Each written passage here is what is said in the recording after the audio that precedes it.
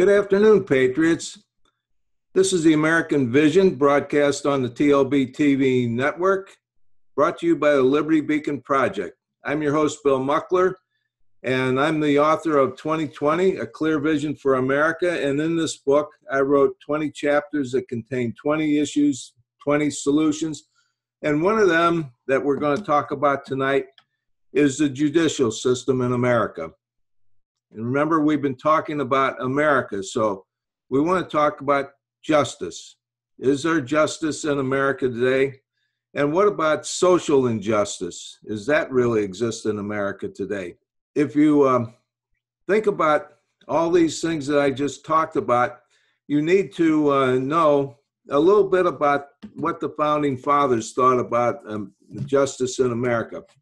And in my book, and if you can see this, you'll see that I have a chapter called The Judicial Process,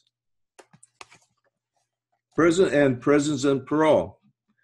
I'm probably the only person that's really writing about this stuff now. Everybody's writing about who did what to who. And what I'm writing about is what did the federal government do to us?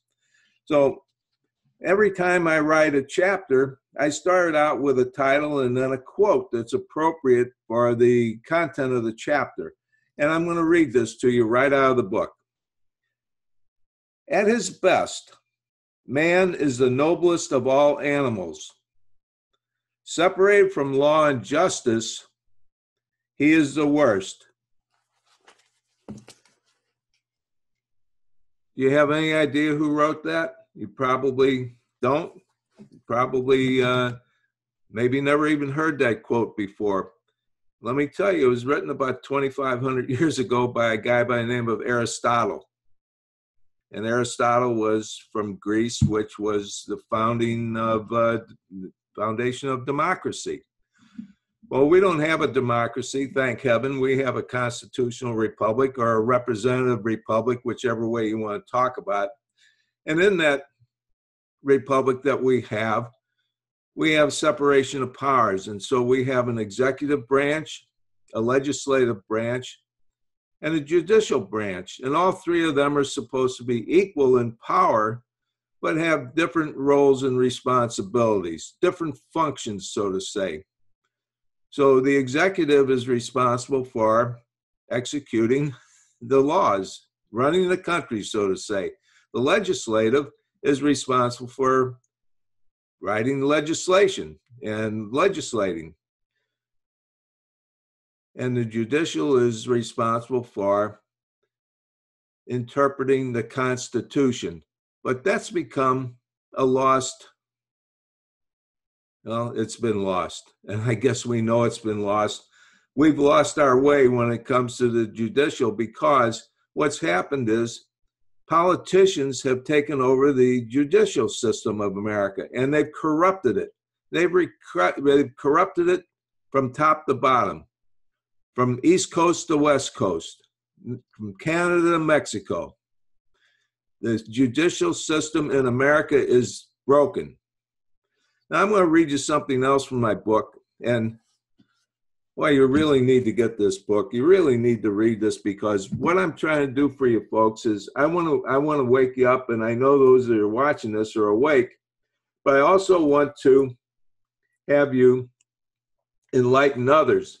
And you can't enlighten others until you read the book. And this book is reference material for everything you need because everything is in this book and it's explained in an easy to read way. It's not like reading some academic book, some book that is written by professors for academics, for college courses, for PhDs, for lawyers. This book is written for we the people. Okay, let me read this. Our founding fathers understood the need for an independent judiciary, which was created under Article 3 of the United States Constitution. The judicial branch is one of three separate and distinct branches of the federal government. The other two are the legislative and executive branches.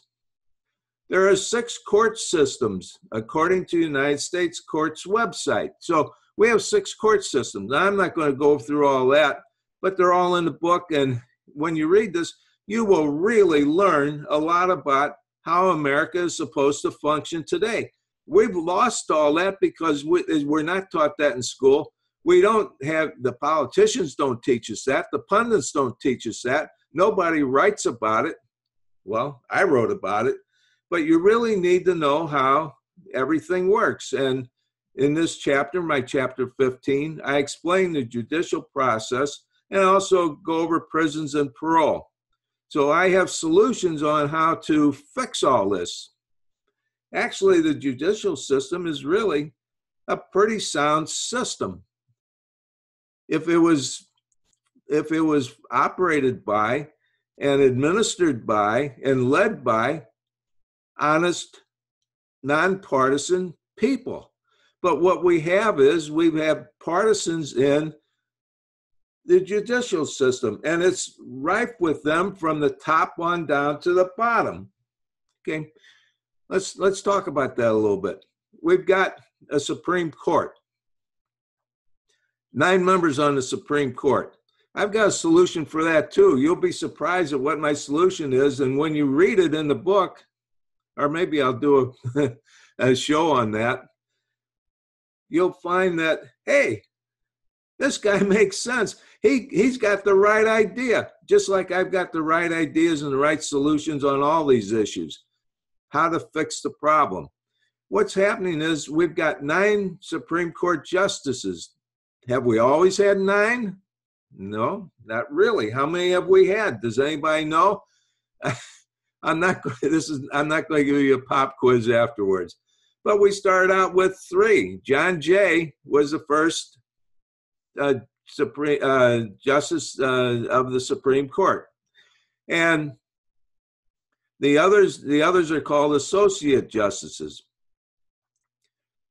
Then it went to 5. By the way, John Jay was one of the gentlemen, one of our founding fathers that wrote the Federalist Papers. So he knew what this was all about because he was one of the guys that created it. Then we went to 7 and eventually up to 9. During the Civil War, we actually got up to 10, back to 9. And back in, I think it was 1935, you know, I talked to you about 1935. What a horrible year that was, other than the fact that it was the year I was born.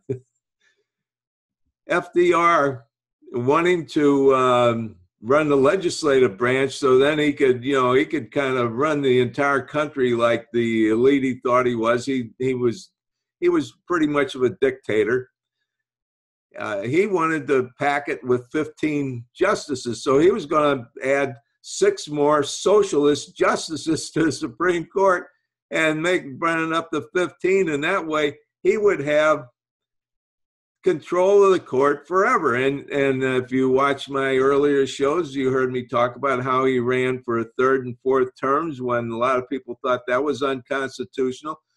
So this was kind of the founding of socialism. Now, he wasn't able to pull that off. They wouldn't let him do it. And so that idea got nixed, but he still had control of the court, and it became a socialist court and became a partisan court.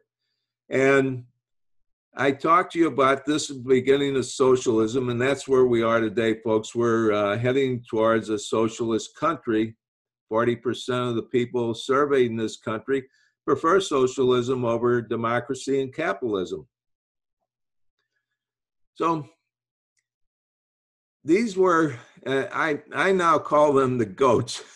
These were the goats. It was kind of like a franchise, that changed their name. Every now and then, a sports team will change their nickname. Well, I've changed the name of FDR's whatever you want to call it, that he had, his cabal, his caliphate. So I call them the goats, the goofy Obama adoration team. And what's happened is over the past 8 years, the courts have been packed with leftist activists, judges, socialists. They were actually a Marxist socialist or socialist Marxists or whatever you want to call them. So they're the ones who are controlling our judiciary system. So they make decisions and we say, oh, it was handed down by the courts, it must be right. I don't believe they're right. I'm not buying into anything they're doing because they're not doing they're not making laws or ruling on laws based on the Constitution. They're doing it based on their ideology. And their ideology is flawed. It's socialism, and socialism will not work in America today. Let me give you some examples of what's happening. We all thought we had a judiciary system. Well, it turns out we've got 3. Who would have thought? I didn't know that either. I'm just discovering this. It was never reported in the papers or on TV. You never hear anybody talking about it. But we got 3 systems. We got a very strict, formal system for we the people. Then we have another totally separate system, judicial system, for the political elite. And then we have a third judicial system that's preserved and implemented for the illegal aliens in the country, or any of those who are subversive and don't like America. They like Marxism, socialism, Marxist communism. They have their separate system. Well, let's talk about that a little bit. We're in a process right now where we have a investigation going on, and it's run by a guy by the name of Robert Mueller. Okay, and the goats really love him now because they think he's investigating Trump, and he is. But think about this, folks. Let's put this in a little bit of perspective. We spent, about 10 months on this so far, and what did they come up with? They came up with a guy by the name General Flynn who lied to the FBI. He told a fib to the FBI. That's what they've come up in 10 months because they're still trying to figure out how they can get rid of Trump. Now, how can I say that?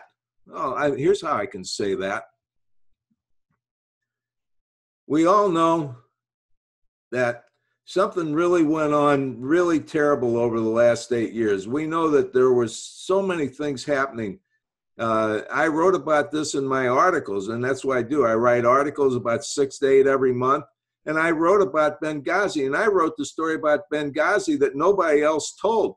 I told the real reason why they lied about Benghazi. It was all about running a pipeline for natural gas out of the Persian Gulf up through Syria into Europe. Guess what?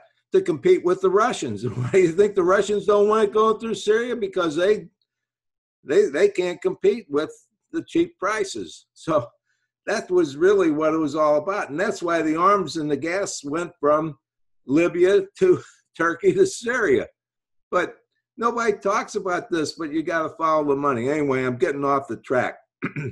Here we got a guy, Mueller. He's a guy that brokered the uranium deal to the Russians. Now, you might think, I don't know about uranium. Well, I know about uranium because I actually worked in a uranium mine for Exxon in Wyoming, about 50 or 60 miles south of the mine that they're talking about. And I know how to mine ore above ground and below ground. I know how to mill it, and I know how to process into U2O3. That's uranium oxide. You don't have to look this up in your chemistry books, but I know about all this stuff. I've got the most wide-ranging knowledge. If I had $1 for every bit of trivia I had, I'd be the rich guy I told you about that I like. So here we got Mueller. Mueller is a goat. He's a Hillary idolizer. He's a never Trumper. And so we heard about the deep state. Now I'm changing the subject a little bit, but the deep state is really all this political establishment that's embedded in our federal government. And they're in every place. They're in the CIA, they're in the FBI, they're in the State Department, they're everywhere. They're in the IRS. So here we got Jeff Sessions is now the newly appointed Attorney General of the United States. So he's in charge of the Judicial Department, the Justice Department.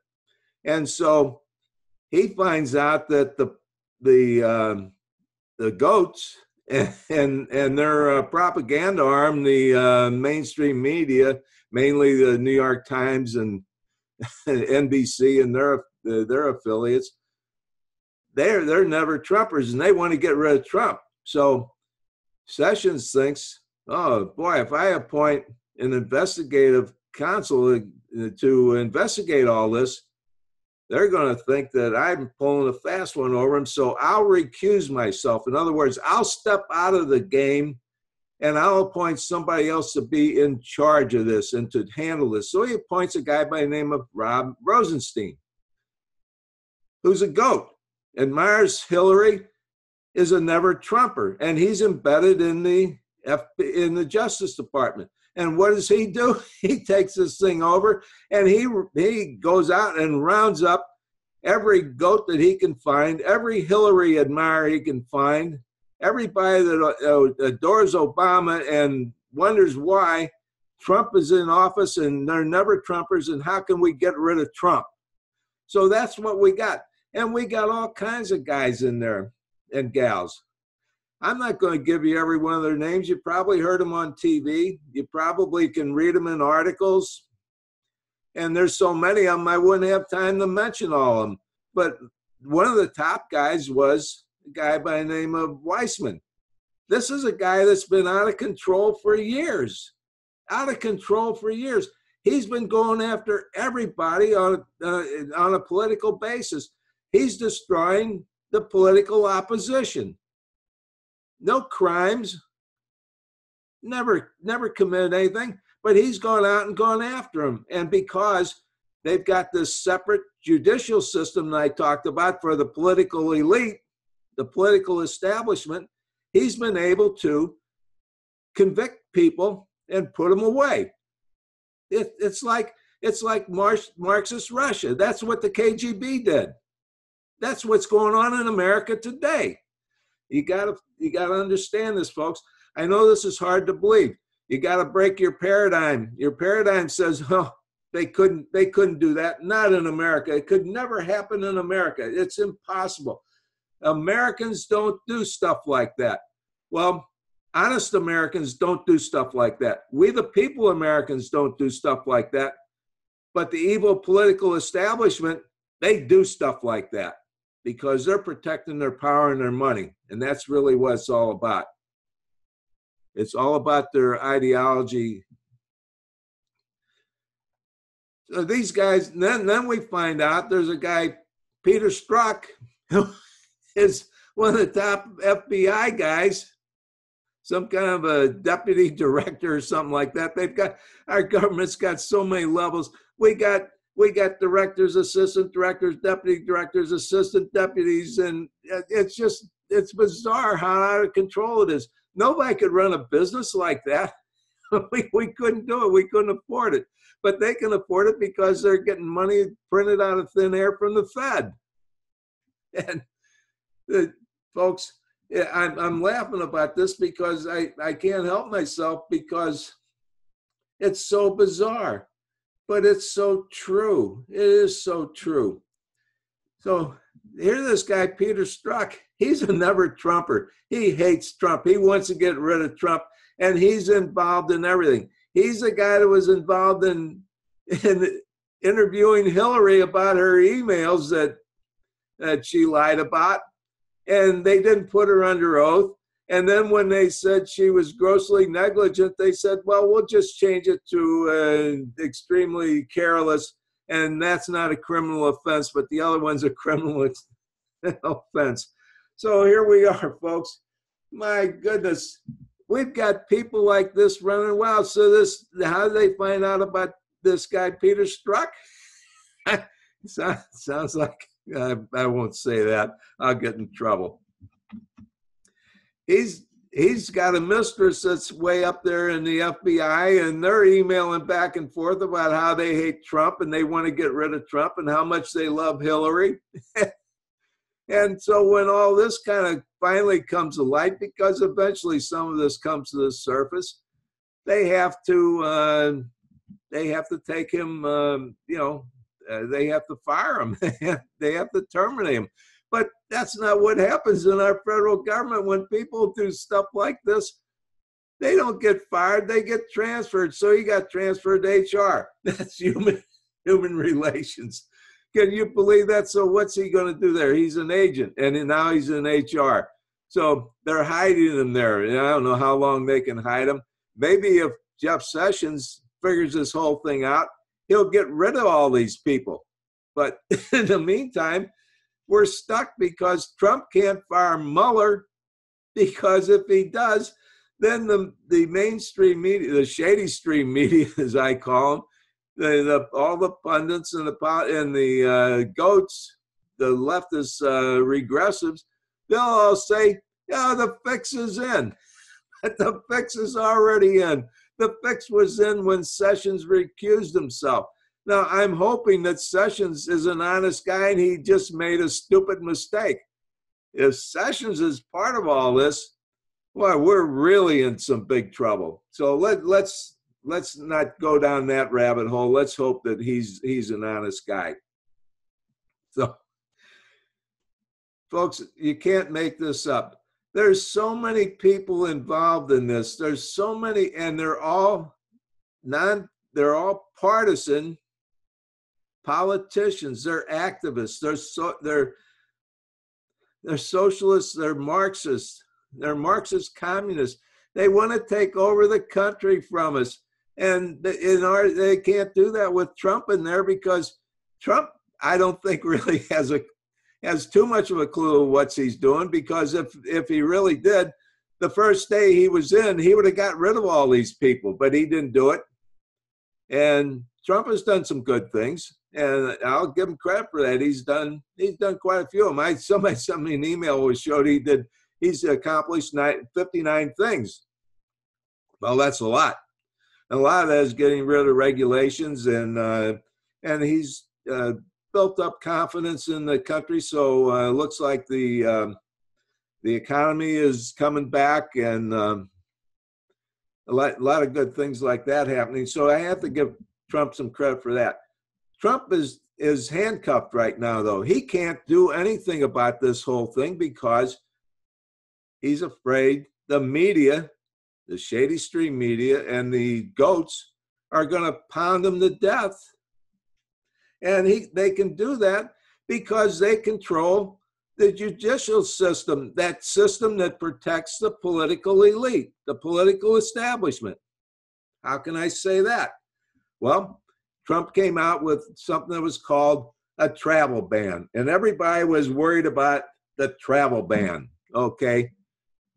And they said, well, we're banning Muslims. Well, we didn't ban a lot of countries that have pretty high populations of Muslims, like Saudi Arabia. There's a whole bunch of them we didn't. But Trump wanted to ban countries that don't have a way of vetting their citizens, that are under radical Islamic control. I wrote articles on this. I exposed all this earlier this year. I talked about this. Those countries, they don't have birth certificates. They don't have passports. They don't even have a central government to do anything like that. And so he said, hey, let's take a break for 90 days and not let people come in this country until we find out who in the heck they are. I thought that was a damn good idea. Well, the goats found a corrupt criminal judge someplace, I think it was in California, and got him to say it's unconstitutional. So when he did that, there's a guy who's a district judge, and he's controlling the entire world. Can you believe that? He's in control of the world because he can say who can travel from where to where. He says people can travel from any country they want to. And if you don't like it, I'm going to call you a racist. And I'll call you a xenophobe, and you'll have Muslimophobia, whatever, Islamophobia, whatever the heck they're saying. You get this, folks. This is crazy what's happening. So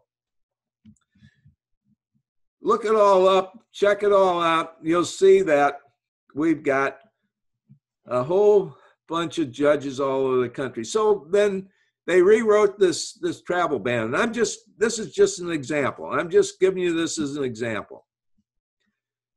They thought, okay, we got it now, and we got all of our constitutional scholars have figured it all out, and we'll run this thing up the flagpole and see if it waves again. And they found another activist judge, another corrupt. I better not say that. I think he was in Hawaii, and he said, no, that's unconstitutional. So now he shut down the whole darn country again and said, you can travel any way you want. Anybody who wants to come here can come in. So now what happened, they did it a third time. They took it to the Supreme Court, and normally the Supreme Court votes 5-4. You have 4 leftists on the court. They all vote the same way. And you got 4 conservatives on the court. They all vote the same way. So you got 4 goats and 4 rhinos vote the same way. And then we have the most powerful man in the world, Arthur Kennedy, who's in the middle. He's an independent. And whichever way he decides to vote is the way we run the country and the way the world runs. Can you believe that? One guy controls everything. But in this case, it actually went 7-2. Can you believe that? And the 2 that voted against it, who were they? Sotomayor, one of Obama's plants in the Supreme Court, an activist judge, a Marxist. And who's the other one? Ruth Bader Ginsburg. I mean, what'd they do? They sobered her up, I guess, the vote. Oh, I shouldn't say that. Boy, they'll really be mad at me. Well, okay, so she was an alcoholic that was the head of the ACLU, and back in 1993, she was one of Hillary's girlfriends. And so Hillary, obviously, kind of ran the country back then because she told Bill, if you don't do what I tell you to do, I'm going to rat you out and you're going to be done, So, and don't believe that? Hey, that was 25 years ago. I was around and I was paying attention. I was awake and I was enlightened. And so he puts on the Supreme Court the president of the ACLU, a subversive Marxist communist organization, to be on the Supreme Court. So that's who votes. So anyway, the vote was 7-2. So now we have a way to control who's coming in the country, and we're able to vet the people that are coming in and find out, who they really are. And I think that's a good thing, because I don't think that we should allow people in our country that we don't have any idea who they are. And that leads us to immigration. And that leads us to the next justice system we have. And you're saying, wait a minute, those are refugees. Well, refugees, immigrants, aren't they all the same? They're people who aren't citizens who are coming in here to live off the largesse of the United States taxpayer and the United States Treasury. They're all people who are coming in here to get something for nothing. Okay, so now we got a judicial system in California called the Ninth Circuit. And the Ninth Circuit has got 27 judges in it. And they're all leftist Marxists. And they're so far left, you can't believe it. These are the left of the left, if you can believe there's anything like that. So they pretty much run everything. And so California, decided, I guess San Francisco wanted to be a sanctuary state. And so the city council and the police chief and the mayor, everybody said, hey, whoa, this is a good thing. We're going to be a sanctuary city. So then all the cities in California kind of, fall in line and get in step and become sanctuary cities. So now it's a sanctuary state. So the people in California, they're cool with this. They're saying, hey, everybody can come on in, whatever you want, you got it. We give it to you free. Of course, the people who are working there got to pay 13.3% state income tax to afford this, and yet they're still deep in debt. But then the federal government bails them out, and they do that with money that's printed out of thin air by the Federal Reserve. Oh, gosh, folks, you got to understand this stuff. I'm not a conspiracy theorist. I'm just a guy who's been watching this stuff since 1940, and I've got the perspective that many of you don't have because I've lived through it. And as I lived through it, I was always awake and I was paying attention and I was enlightened. I enlightened myself. I studied this stuff. How can I write 20 chapters in this book? Hey, see ya? That's my business card, 2020. And when you buy my book, I give you some of these names, sign them. See my name signed on the back of them. I study this stuff, folks. I'm not lying to you. I'm telling you the truth. This is what we're going through. So if you're an illegal alien and you live in California, you've got rights that we the people, we the taxpayers, and those of us who are under that third system, we ain't got those rights. We ain't got them, folks. And so it's very convenient because California is on the northern border of Mexico. You never thought of it that way because the southern border of California it borders Mexico. So the people can come streaming on through Mexico into the sanctuary state to get everything they want. They can get their welfare, they can get their housing, they can get their EBT, their food cards, food stamps. They can get anything they want, and it's all free. And they can do whatever they want. And if they want to break the law, they can do that. It's okay. Drive drunk and run down people, kill people. It's okay. No big deal. You're an illegal, and we welcome you here. You're in sanctuary. Does anybody know what sanctuary really was? Sanctuary was all about, and this goes back to the Catholic Church, going back, thousands of years ago, when people who were political prisoners or prisoners, religious prisoners, or whatever they were, they could go into church and hide behind the altar, behind the communion rail, so to say, and they were declared that was sanctuary. Nobody could come in and get them. So that's what's happening in California. That's what they mean. You get into California, you're behind the altar. You're behind the communion rail, and you've got sanctuary, so you can do whatever you want to do. So we've had, and I've read the stories, I've seen interviews on TV.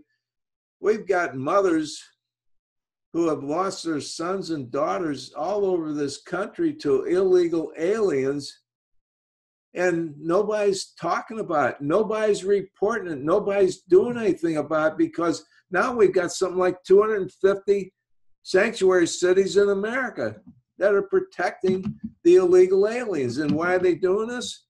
Well, there must be a reason, I guess, because they can vote now.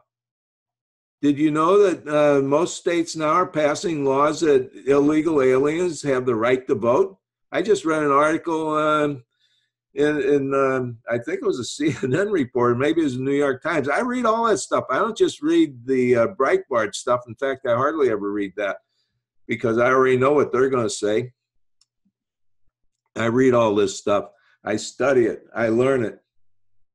You can vote. So who are you going to vote for?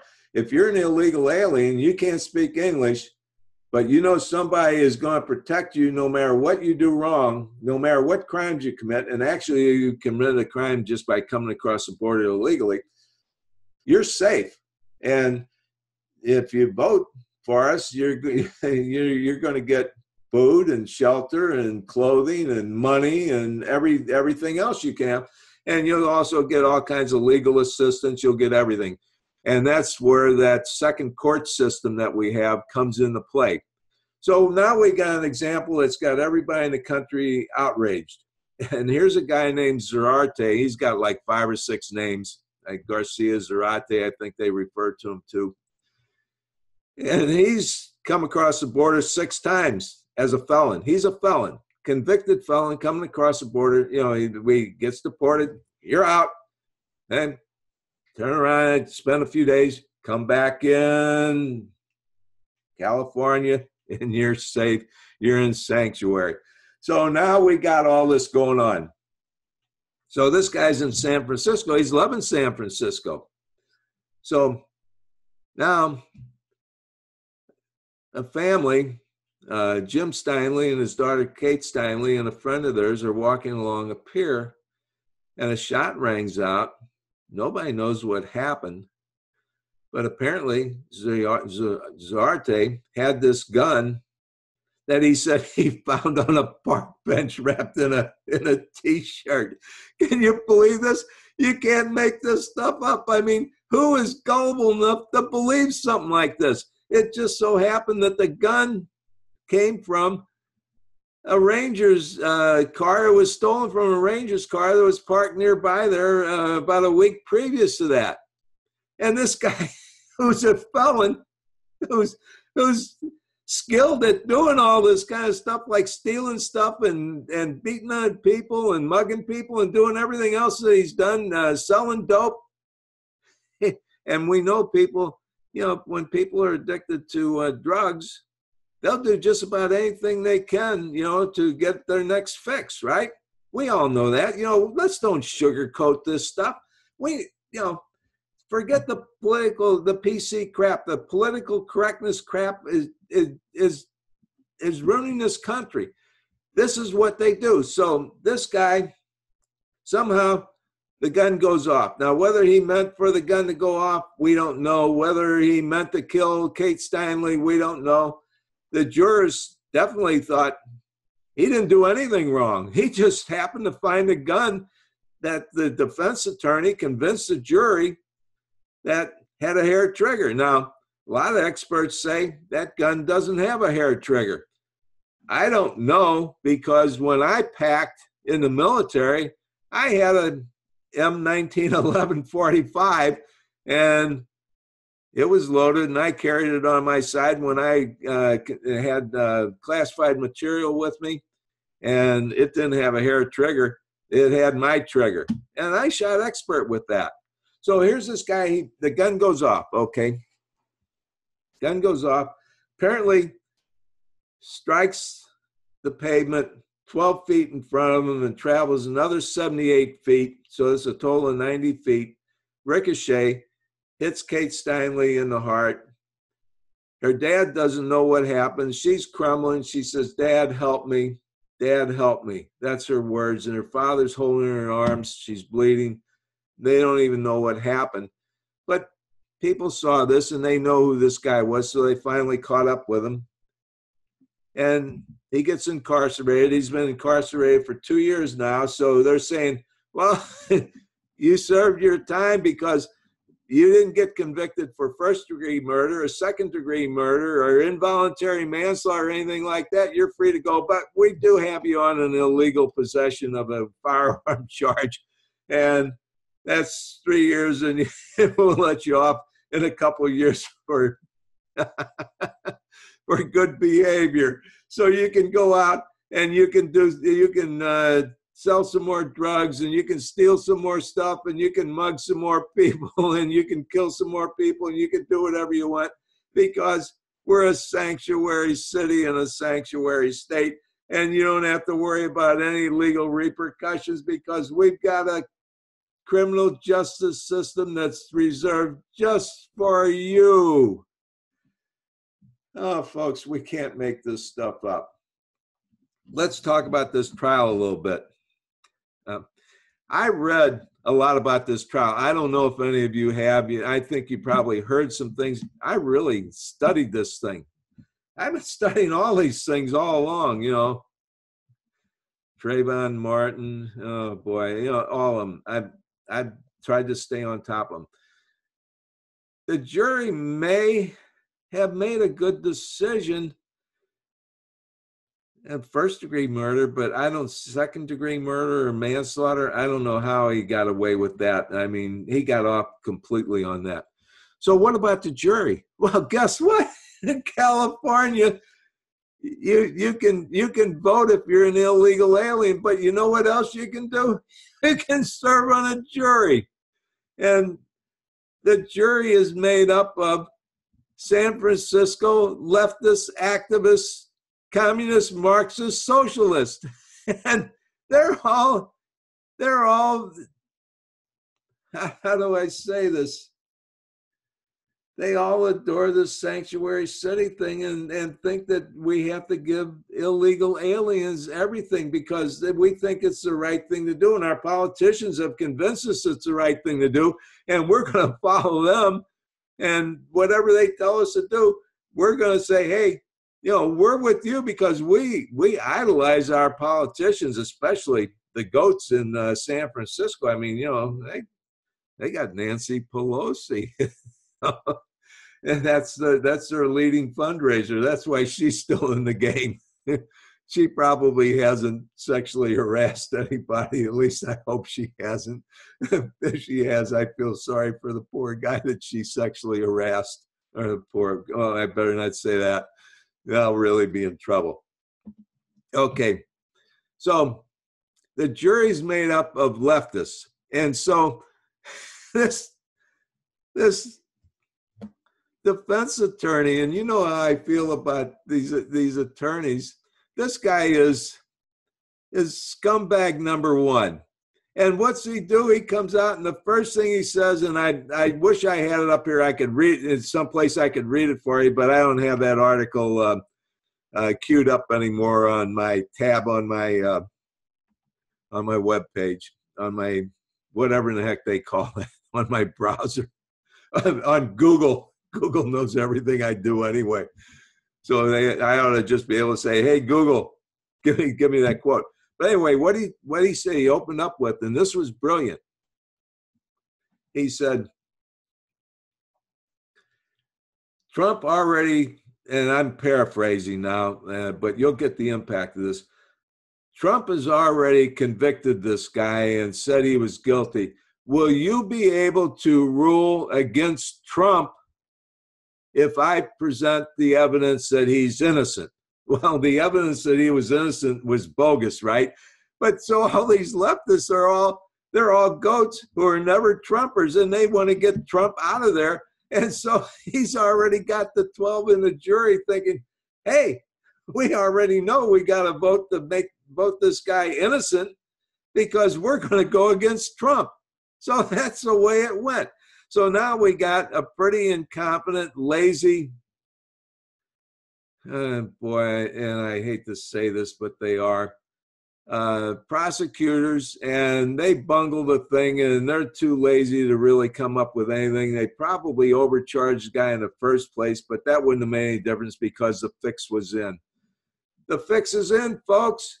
They got a judicial system rigged for illegal aliens. Try and deport one of them. It takes years before they get in the court. By that time, they get lost someplace in Baltimore or Minneapolis or LA, or wherever they are, Phoenix, Tucson. Who knows where they are? They get lost someplace, and you know they're free. But they're not lost when it comes to the underground economy, getting paid under the table, and then also getting paid all kinds of welfare. And who are these people? We don't know who they are. They don't have passports. They don't have visas. They don't have birth certificates. They don't have anything. They got fake driver's licenses that they can go out and get free stuff. We don't know who they are, and their names aren't familiar with us, so they can change their names around any way they want. They can have a different name anytime they want. And they can go say, hey, I want a driver's license, and you got to give it to them. Boy, let one of us, we the people, try and go and get a driver's license. We got to come up with a whole stack full of documentation from birth certificate to everything, just to prove who we are. Folks, we got to wake up. We got to be enlightened, because the judicial branch of the government has been totally corrupted to a point that it's run by leftists, activists, Marxists, communists who are goats. And Mueller's entire team is made up of goats who are never Trumpers. Now, you know that I'm not completely sold on Trump. I'm not sold on any politicians in any office. So you know that I'm going to be as objective as I can be. And we know the Ninth District Court in California, we know they're completely corrupt with leftist activists. Why can't we have nonpartisan judges in the judicial system? And why can't we have nonpartisan FBI agents? Now, wait a minute. FBI agents, the biggest majority of them, the guys out in the field, are working out of offices in St. Louis and Kansas City and Indianapolis or wherever the heck they are really probably some pretty good guys and gals. But the whole top layer, this whole layer of directors and assistant directors and deputy directors and special this and special that, those are the guys, they're all embedded in there. They're the deep state that are trying to corrupt this country and take this country into socialism. So the political establishment, the evil political establishment, can rule this country. And you can see what they're doing.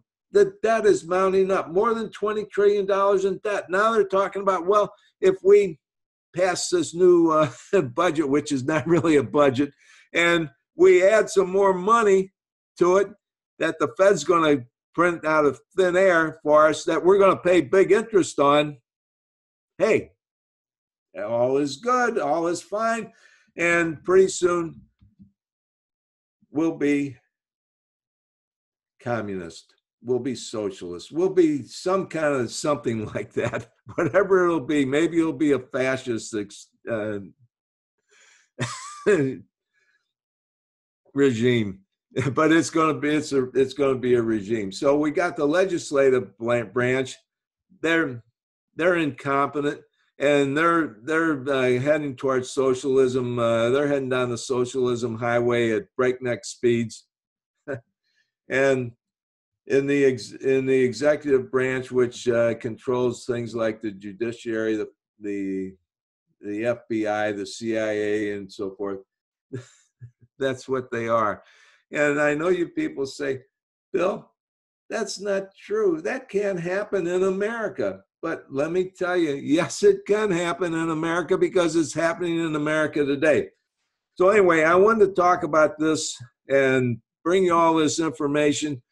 I hope you tell everybody you know, you got to watch this guy and listen to him, because we think he's on to something. We know he's been around. We know he's got the perspective of 80, well, not 80, I'm 82, but I got this perspective of about 77 years. I've been following this stuff since I was 5 years old. Remember I told you in one of my earlier shows that I remember the election between FDR and Wendell Wilson? Oh boy, I crack myself up when I think about this. All the trivia that I know that's completely worthless, except that I need to share it with you. I need to pay it back, because I've had such a good life. I had wonderful, loving parents. They took care of me. I got a great college education, probably didn't take advantage of it as much as I could have.